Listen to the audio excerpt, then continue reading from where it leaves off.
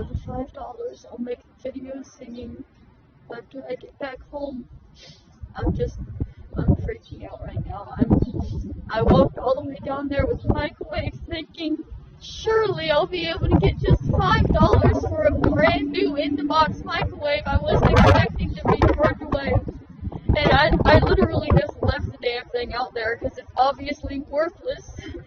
If a pawn shop won't give me even $1 for it, it's worthless. So somebody got a free microwave today because I just abandoned it. I couldn't carry it all the way back, and nobody else is going to buy it from me.